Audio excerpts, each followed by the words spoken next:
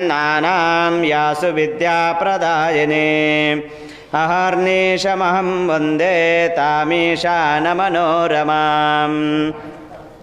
ततो विवेकसम्पन्नो विरागी शुद्धमानसः जिज्ञासुः सर्वसंसारदोषध्वंसकरं शिवम् उपैति लोकविख्यातं लोभमोहाविवर्जितम् आत्मतत्त्वविचारज्ञं विमुक्तविषयभ्रमम् शिवसिद्धान्ततत्त्वज्ञं छिन्नसन्देहविभ्रमम् सर्वतन्त्रप्रयोगज्ञं धार्मिकं सत्यवादिनं कुलाक्रमागताचारं कुमार्गाचारवर्जितं शिवध्यानपरं शान्तं शिवतत्त्वविवेकिनं भस्मोद्धूलननिष्णातं भस्मविवेकिनं त्रिपुण्ड्रधारणोत्कण्ठं धृतरुद्राक्षमालिकं लिङ्गधारणसंयुक्तं लिङ्गपूजापरायणं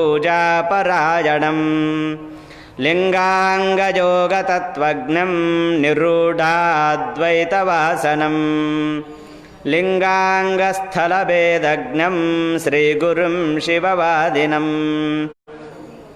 सेवेत परमाचार्यं शिष्यो भक्तिभजान्वितः षण्मासान् वत्सरं वापि यावदेष प्रसीदति प्रसन्नं परमाचार्यं भक्त्या मुक्तिप्रदर्शकं प्रार्थयेदग्रतः शिष्यः प्राञ्जलिर्विनयान्वितः भो कल्याणमहाभागा शिवज्ञानमहोदधे आचार्यवर्यसम्प्राप्तं रक्ष मां भवरोगिणम् इति शुद्धेन शिष्येण प्रार्थितः परमो गुरुः शक्तिपातं समालोक्य दीक्षया योजयेदमुं दीयते च शिवज्ञानं क्षीयते पाशबन्धनम् यस्मादतः समाख्याता दीक्षेतीयं विचक्षणैः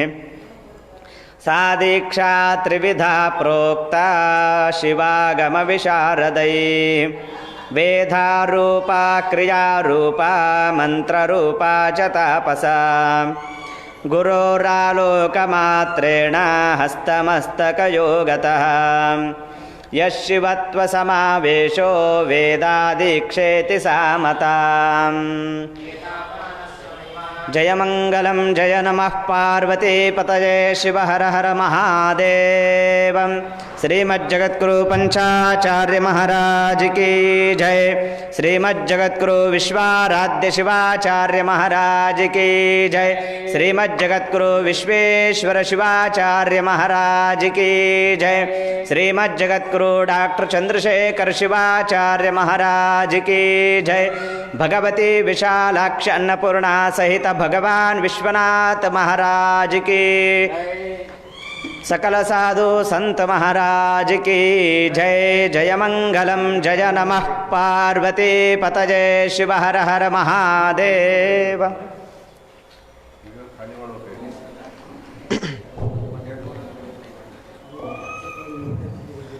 श्री गणेश शारदा गुरुभ्यो नमः। हर ओम। पंचाननमुखोद्भूतान् पंचाक्षरमनोपमान् पंचसूत्रकृतो वन्दे पंचाचार्यान् जगद्गुरून् विश्वेशलिङ्गसम्भूतं विश्वविद्याविबोधकं विश्ववन्द्यं सदा वन्दे विश्वाराध्यं जगद्गुरुं। गुरुर्ब्रह्मा गुरुर्विष्णुः गुरुर्देवो महेश्वरः गुरुः साक्षात् परब्रह्म तस्मै श्रीगुरवे नमः। वागर्थाविव सम्पृक्तो वागर्थः प्रतिपत्तये जगतः पितरौ वन्दे पार्वती परमेश्वरौ। श्रीगुरुभ्यो नमः। हरः ओम।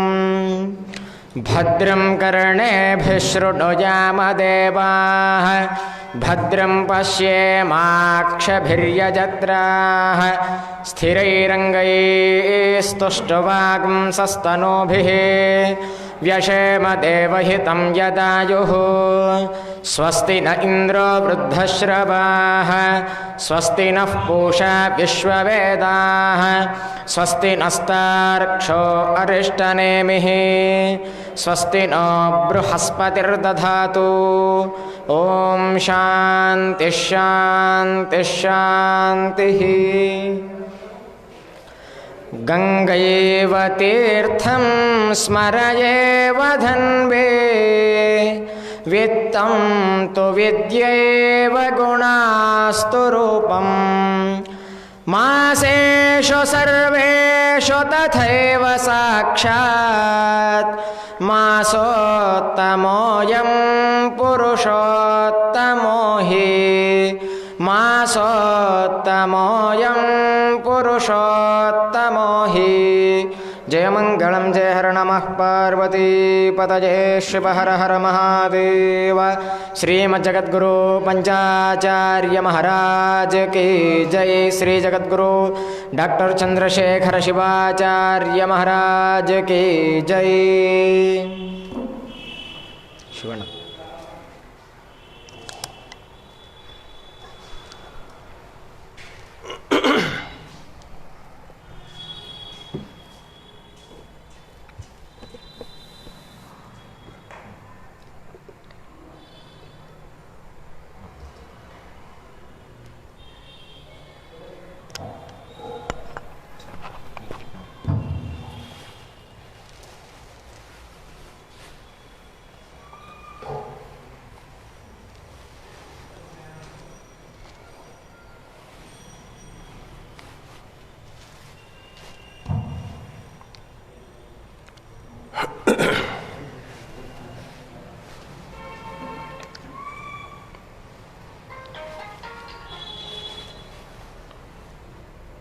विश्वेशलिंग संभूतम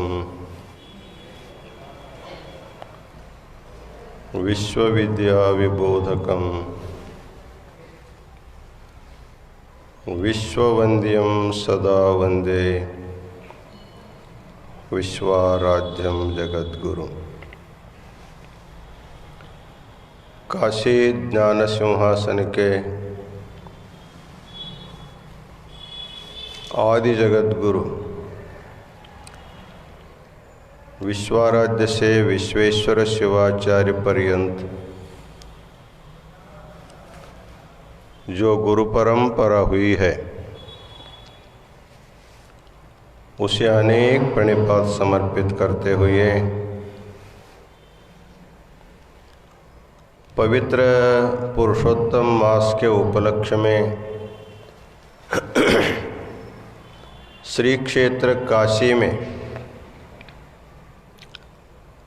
जंगमवाड़ी मठ के इस पवित्र परिसर में लोक कल्याण के लिए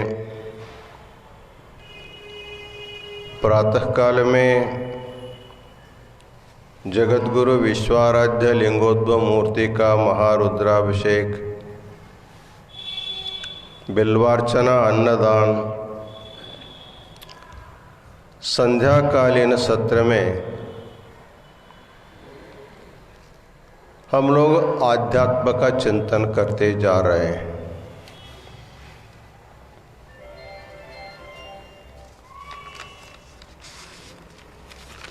आज की पूजा की सेवा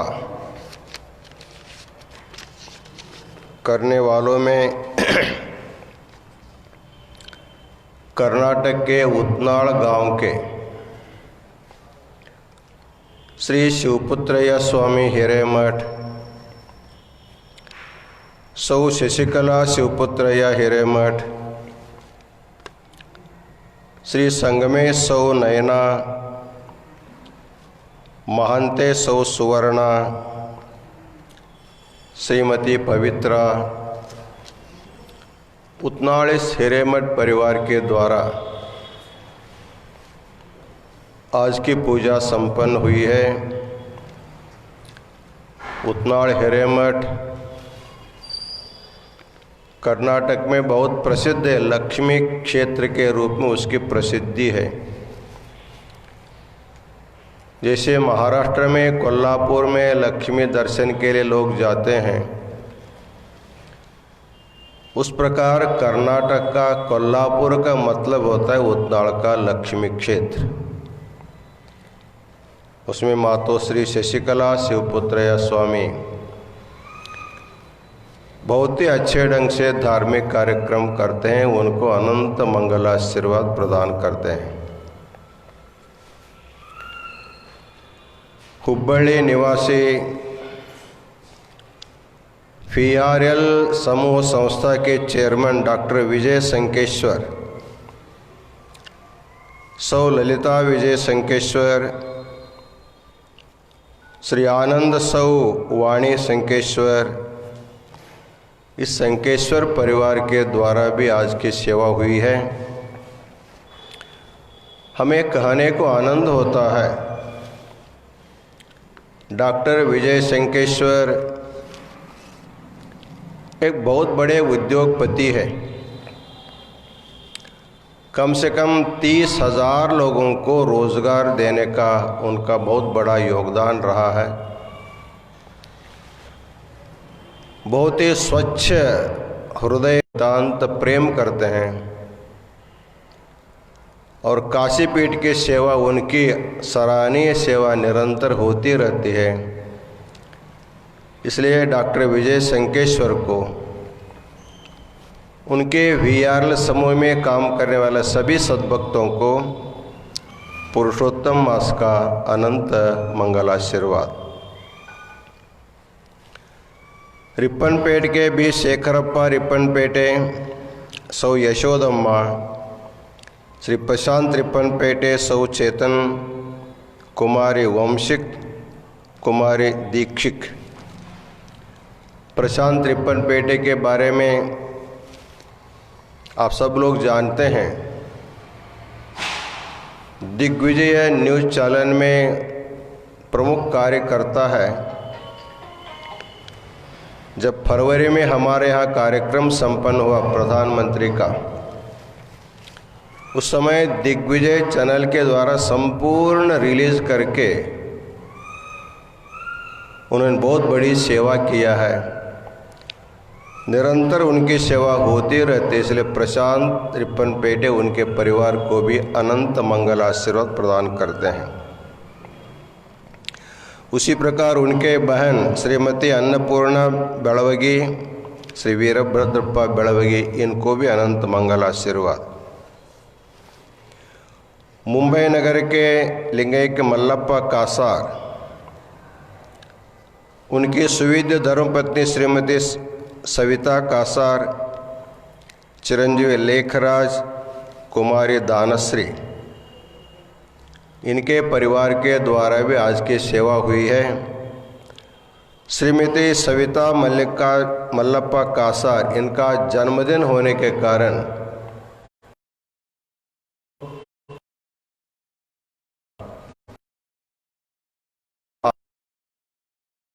करते हैं। नगर के श्री सौ अनिता शिवानंद वामा, चिरंजीव बसवराज, श्रीकांत, वृषाली, सर्वेश को अनंत मंगल प्रदान करते हैं। सौ अनिता शिवानंद वामा का जन्मदिन होने के कारण उनको दीर्घायुष्य का, आरोग्य का हम कामना करते हैं। के श्री भुवनेश्वरी नारायण, चिरंजीवी राजा रमन, सौ सुप्रिया के परिवार को भी मंगल आशीर्वाद प्रदान करते हैं। बेंगलोर नगर के लक्ष्मी एक निष्ठावान स्वामी भक्त है। हम काशीपीठ के द्वारा जो गरीब और बुद्धिमान छात्रों को जो शिष्यवृत्ति प्रदान करते हैं, सभी विद्यार्थियों को समय से शिष्यवृत्ति उनके अकाउंट में भेजने का बहुत बड़ा आर्थिक जिम्मेवारी रेवण सिद्ध वाडकर कर रहे हैं। इसलिए वाडकर परिवार को अनंत मंगल आशीर्वाद। पुणे नगर के श्री धनंजय श्यामराव हरिदास, सौ सुप्रिया धनंजय हरिदास, साहिल और श्रिया, इस परिवार को भी अनंत मंगल आशीर्वाद प्रदान करते हैं, को अनंत मंगल आशीर्वाद प्रदान करते हैं। महूद के श्री चंद्रशेखर भीमाशंकर ताटे, सौ वैशाली भीम चंद्रशेखर ताटे, चिरंजीवी चैतन्य, आज उनका जन्मदिन है इसलिए ताटे। लातूर के दीपक मल्लिकार्जुन, सौ सुजाता दीपक शिवपूजे, स्नेहा अक्षय श्रीशैल, इस शिवपूजे परिवार को भी अनंत मंगल आशीर्वाद प्रदान करते हैं। हरियाणा के मतलोडा गांव के डॉक्टर श्रीनिवास रामनिवास जंगम, सौ शालू रामनिवास जंगम, चिरंजीवी आर्यन, चिरंजीवी अक्षित, इस जंगम परिवार को अनंत मंगल आशीर्वाद प्रदान करते हैं। हरियाणा प्रांत के जंगम समाज के प्रमुख होते हुए बहुत ही अच्छा काम कर रहे हैं। विशेष उल्लेखनीय है डॉक्टर रामनिवास के धर्मपत्नी सौ शालू रामनिवास, इन्होंने श्री सिद्धांत शिखामणि का पंजाबी भाषा में अनुवाद किया है। इसलिए इस रामनिवास परिवार को अनंत मंगल आशीर्वाद प्रदान करते हैं। मुंबई ठाणे के दिलीप राजाराम जंगम, सौ छाया दिलीप जंगम, हर्षद वृषाली अमोल, इस जंगम परिवार को भी अनंत मंगल आशीर्वाद प्रदान करते हैं।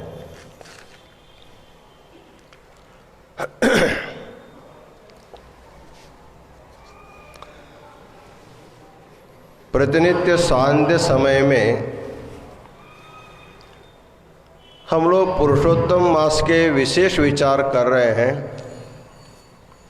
सामान्य पुरुष पुरुषोत्तम कैसे हो सकता है, उसके लिए उसकी साधना क्या होनी चाहिए, इस बारे में विचार करते करते हम लोग भक्ति के बारे में चिंतन कर रहे थे। भक्ति का एक सामान्य अर्थ होता है अपने इष्ट देव की निष्ठा से पूजा करना, उसके मंत्र का जप करना, ये तो सामान्य भक्ति का अर्थ होता है।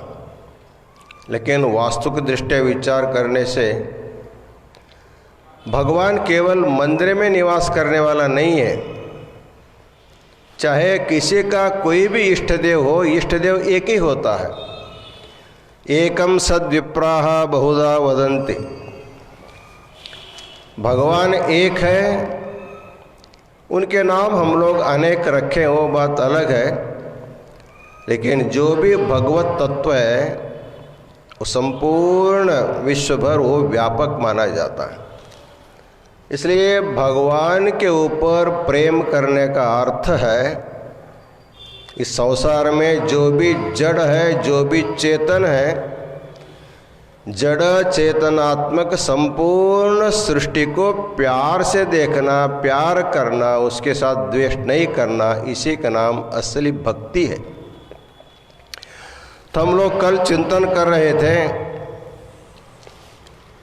भगवान की पूजा हम लोग करते हैं, भगवान को तृप्ति करने के लिए हम लोगों को चेतन को ही खिलाना पड़ता है, जड़ को नहीं खिला सकते।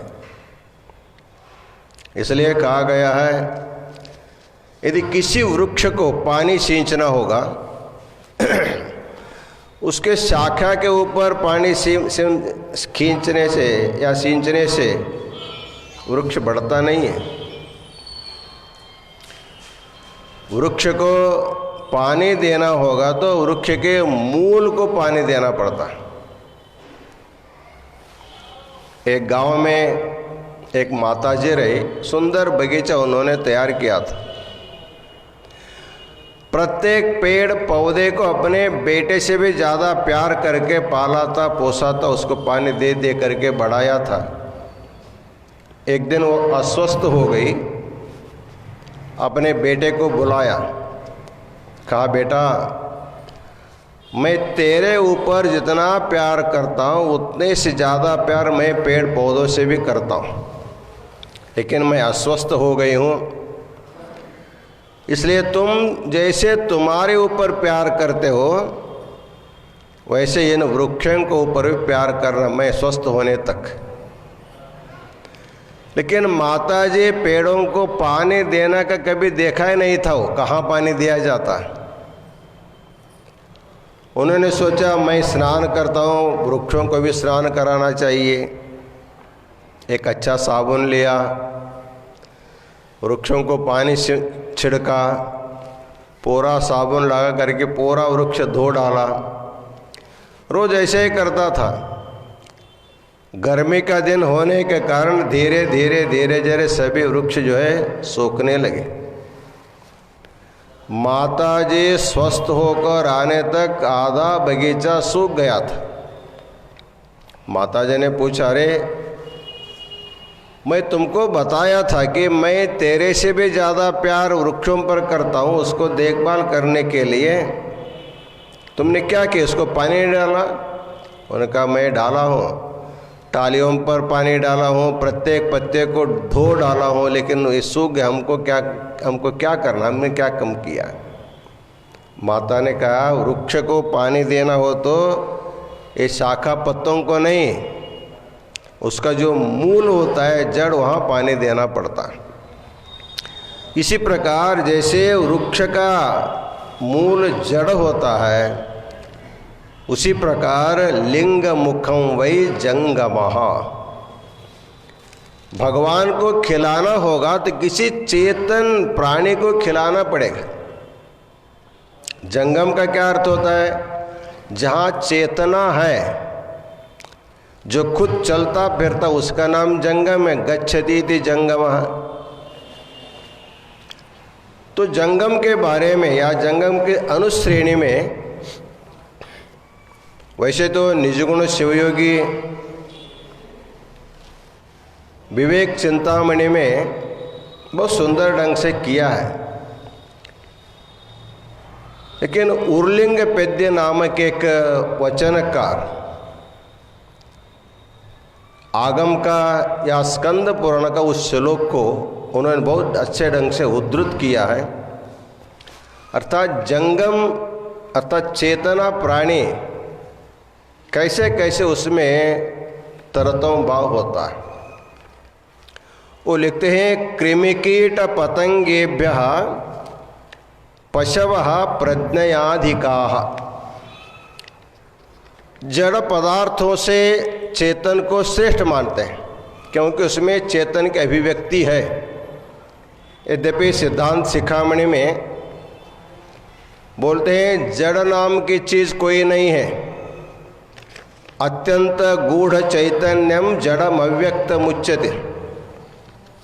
सामान्यतः जहाँ चेतना गूढ़ है उस गूढ़ चेतना को ही लोग जड़ बोलते हैं। वस्तुतः जड़ कुछ भी नहीं, सब में चेतन छिपा हुआ रहता है, लेकिन संचलन नहीं होने के कारण उसको हम जड़ बोलते हैं। उस दृष्टि से बोलते हैं कृमि कीट पतंगेभ्यः। जैसे कृमि कीट पतंग भी जंगम ही है, अर्थात चलने वाले।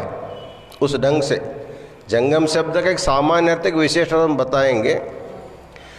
तो कृमि कीट पतंगेभ्यः पशवः प्रज्ञयाधिकाः। जैसे जैसे प्रज्ञा बढ़ती जाती वैसे वैसे जंगमत्व बढ़ता जाता है। बोलते हैं पहले तो जड़ से अपेक्षा कृमि कीट पतंग श्रेष्ठ माने जाते हैं, इसलिए उनको भी तृप्त कर सकते हैं। जैसे बहुत से लोग चींटी को चीनी देते हैं और भी पदार्थ खाने के लिए देते हैं। कहते हैं प्रज्ञा के दृष्टि से देखा जाए कृमि कीट पतंगों से जो पशु होते हैं वो प्रज्ञा से अधिक होते हैं। इसलिए पशुओं में गाय जैसे पशुओं की देवता मानकर हम लोग पूजा करते हैं। आगे बताते हैं, पशुभ्योपि नरा श्रेष्ठा, पशु से अधिक प्रज्ञा मनुष्य में होने के कारण मनुष्य श्रेष्ठ माने जाते हैं। तेषु श्रेष्ठा द्विजातयः, सभी मनुष्य में द्विज को श्रेष्ठ माना जाता है। द्विज का अर्थ होता है जो उपनयन संस्कार लेता है या तो दीक्षा संस्कार लेता है। द्विज का अर्थ 2 बार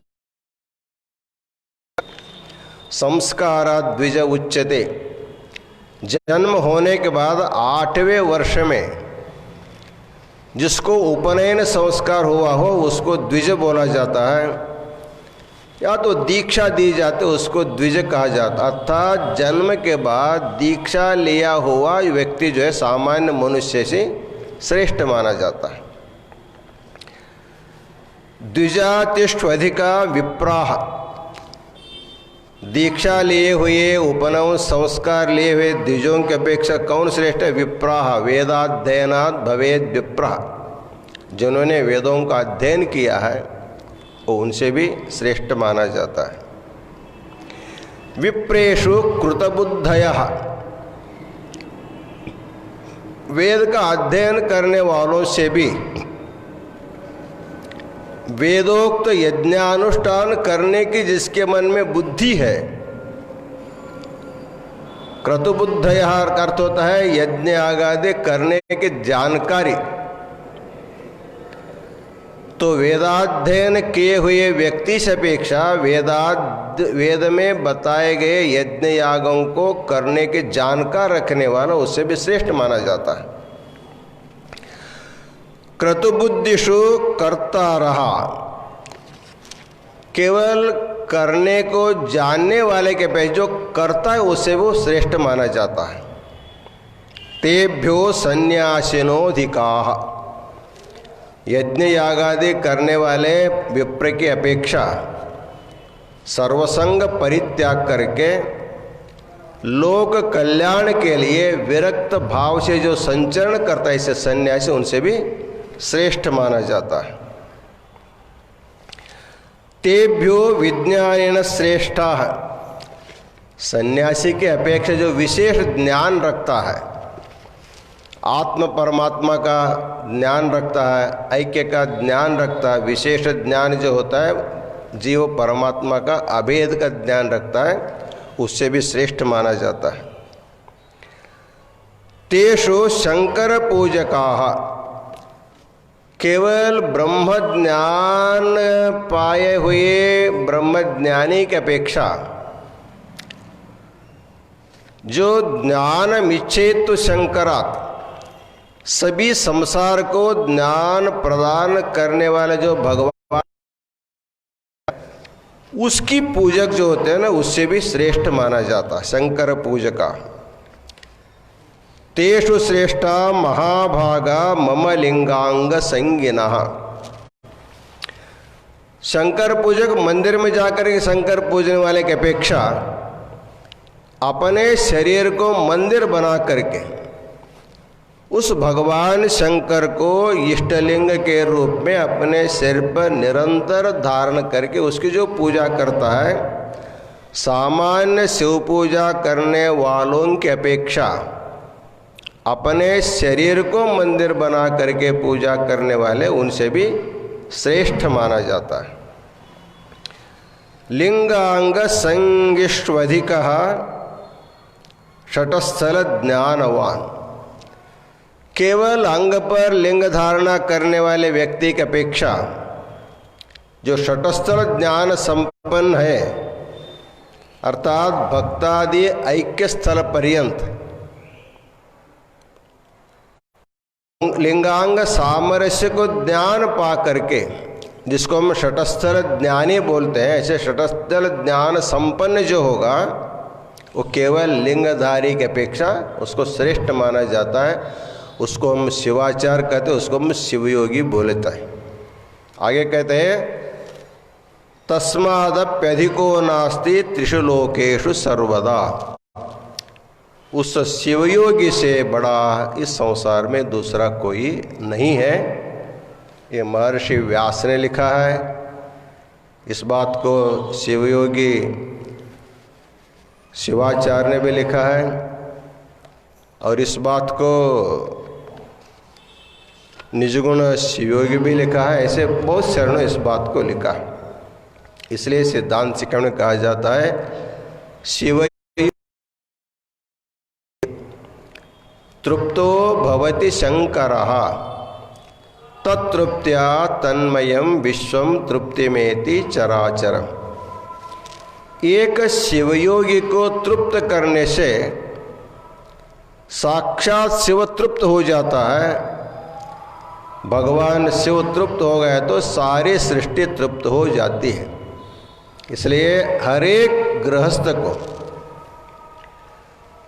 प्रतिदिन की अपने दैनंदिन जीवन में कम से कम एक जंगम को, एक चेतन को, तुमको ये जो जंगम अनुश्रेण हम लोगों ने बताया, किसको जो भी मिले, षटस्थल ज्ञान संपन्न शिवयोग मिलता है तो सबसे अच्छा है। यदि नहीं मिलता है तो लिंगधारी जंगम को भी खिलाओ। वो भी नहीं मिलता है तो शिव पूजा करने वाले किसी को भी खिलाओ। वो भी नहीं मिलता है तो श्रेष्ठ ज्ञानी को खिलाओ। ज्ञानी नहीं मिलता किसी सन्यासी को खिलाओ। सन्यासी नहीं मिलता है तो कोई याजक को खिलाओ, किसी या किसी द्विज को खिलाओ, या तो किसी मोहन को खिलाओ, या तो किसी पशु को खिलाओ, या किसी कृमि कीट को भी खिलाओ। लेकिन चेतन को खिलाए बिना भगवान की तृप्ति नहीं मानी जाती। एक गांव में एक गृहस्थ था। बहुत दिन तक उनको संतान नहीं हुआ। उन्होंने काशी आकर के विश्वनाथ का मनोती किया। भगवान विश्वनाथ, मेरे वंश का उद्धार करो, एक ऐसा संतति प्रदान करो, आप मुझे संतान देंगे तो मैं आपको पूर्ण वस्त्र का आहेर करूंगा। मतलब आपको धोती, कुर्ता, पेटा, पगड़ी सब मैं दे दूंगा। धर्म कर्म संयोग से 1 साल के अंदर उनको एक बेटा हो गया, पुत्र संतान हो गया। नामकरण संस्कार हुआ। उसके बाद पति पत्नी बैठ करके विचार करने लगे, हम लोगों ने भगवान विश्वनाथ को कपड़ा देने के लिए संकल्प किया है, लेकिन भगवान को कितना मीटर कपड़ा लगता है, धोती कितनी मीटर की चाहिए, कुर्ता कितना मीटर का चाहिए, उनको पेटा कितना लंबा चाहिए, हमको मालूम नहीं, उनका साइज तो मालूम नहीं। हम तो ऐसे भक्तिभाव से मांग लिया। तो कैसे करना चाहिए, कैसे करना चाहिए, चिंतन करते रहे। वयोवृद्ध आदमी था। उनके पास जाकर हम भगवान विश्वनाथ को वस्त्र प्रदान करने का संकल्प किया है, लेकिन उनका मोज माप हमको मालूम नहीं, कैसे देना होगा। वो कहे भगवान को देना तुम्हारे लिए संभव नहीं है, क्योंकि वो अत्यतिष्ठ दशांगुलम, सारे भूतों को लांग करके भी ऊपर है। वो पृथ्वी के ऊपर तुमको कपड़ा बिछाना संभव नहीं है, आकाश को कपड़ा देना तुमको संभव नहीं है, तो आकाश का भी जो आकाश है, ऐसे परब्रह्म परमात्मा भगवान विश्वनाथ, तो तुम कपड़ा कैसे दे सकते हो। फिर मेरा संकल्प क्या होगा, कोई हर्जा। हमारे गांव में एक बहुत बड़े शिवयोगी है, त्रिकाल लिंग पूजा करने वाले हैं, षटस्थल ज्ञान संपन्न है, ऐसे महान योगी को तुम कपड़ा दे दो, वो भगवान को मिल जाएगा, अर्पित हो जाएगा। उन्होंने कहा शिवयोगी को देने से शिव को कैसे समर्पित होगा। बहुत समझाने पर वो समझा नहीं। तब वृद्ध यजमान उनको सामने बिठाया, माताजी आप तो बेटे को जन्म दे करके 1 साल हो रहा है, आप उसको अपना दूध पिला रही है, गर्भ में था, पेट में पल रहा था, उस समय आप उसको कैसे दूध पिलाती रही। उन्होंने कहा आप इतने वयोवृद्ध हो गए, इतनी जानकारी आपको नहीं है। बच्चे को बाहर आने के बाद माता दूध पिला सकती है, अंदर पिला नहीं सकती। माता जो खाती है वही उसको आहार रूप में मिल जाता है, उसको अलग से खिलाने की जरूरत नहीं पड़ती। यजमान ने बोला देखो माता जी, आपके गर्भ में जब शिशु रहता है उसको अलग खिलाने की जरूरत नहीं पड़ती, तुम खाओगी तो बच्चों को मिल जाता है, उसको अलग खिलाने की जरूरत नहीं पड़ती। उसी प्रकार जिस महानुभाव अपने मन में निरंतर भगवान शिव का ध्यान करता रहता है, उसके अंदर ही भगवान रहता है। इसलिए उस शिवज्ञानी को, षटस्थल ब्रह्म को आप देने से वो परब्रह्म परमात्मा को मिल जाता है। तब उन्होंने दे दिया। इसलिए कहा शिवयोगिनी संतृप्ते तृप्तो भवति शंकरः तत्तृप्त्या तन्मयम विश्वम तृप्तिमेति चराचर। प्रतिदिन खाने से पहले किसी एक चेतन को खिलाना ये हमारे भारतीय संस्कृति है।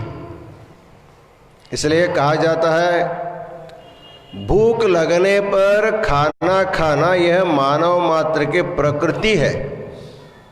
जब भूख लग जाए सब लोग खाते हैं, इसमें कोई शास्त्र का विधान जरूरत नहीं है। भूख नहीं लगने पर खाना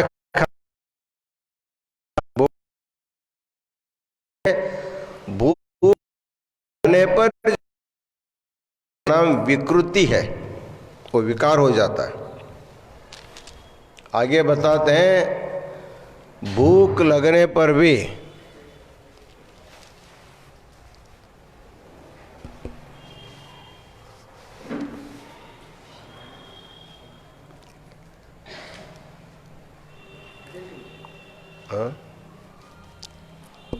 ಕೇಳುತ್ತಾನೆ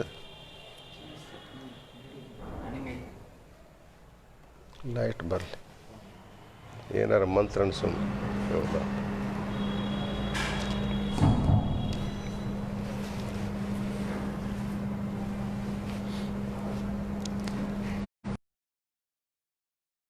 बिजली कब आते हैं कब जाते पता नहीं, हम लोग उसी के भरोसे सब काम करते रहते हैं। तो कहा जाता है कि भूख लगने पर खाना खाना प्रकृति है, भूख नहीं लगने पर खाना खाना विकृति है, और दूसरों को खिलाकर भूखे रहना उसी को सबको खिलाते हैं। लेकिन सबको खिलाने से पहले एक जंगम को बुला करके उनको पहले खिलाते रहे। उस समय वारद संस्कृत पाठशाला में बहुत से जंगम विद्यार्थी अभ्यास करते थे।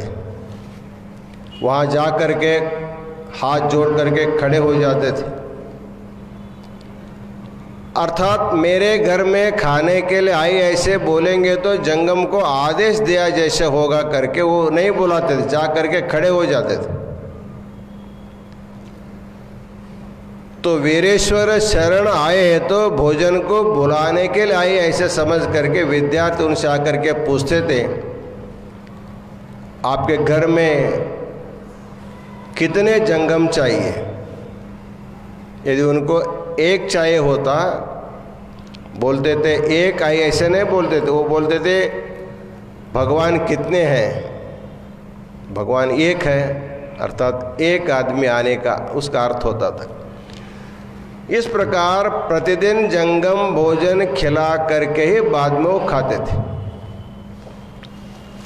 उनको पहनने के लिए कोई धोती देते तो वो सीधा सीधा धोती नहीं पहनते थे। जब जंगम घर में आते हैं उनके तो उसमें वो पैर रहकर जाना, महीना भर उनके पाद सेवा होने के बाद उसको वो पहनते थे। इस प्रकार हमारे धर्म में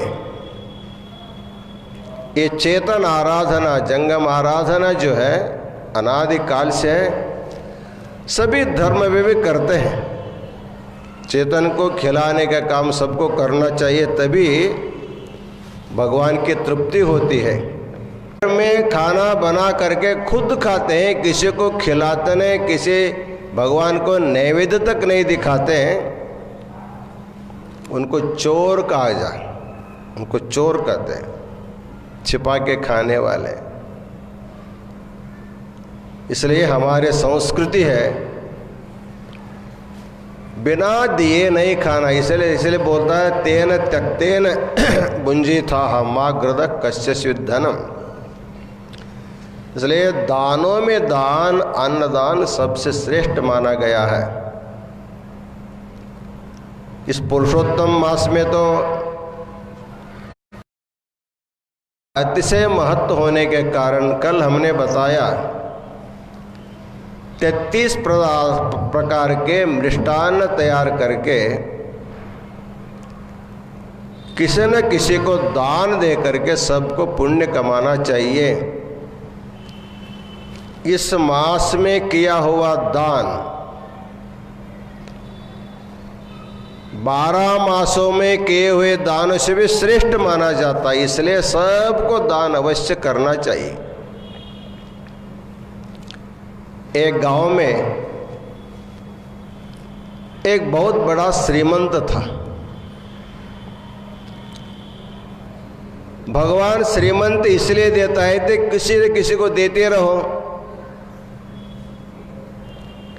इसलिए सुभाषितकार कहता है गृहम गृहम अटन भिक्षु शिक्षते न तो याच्यते अदत्वा मादृशो मा भूः दत्वा च त्वादृशो भव।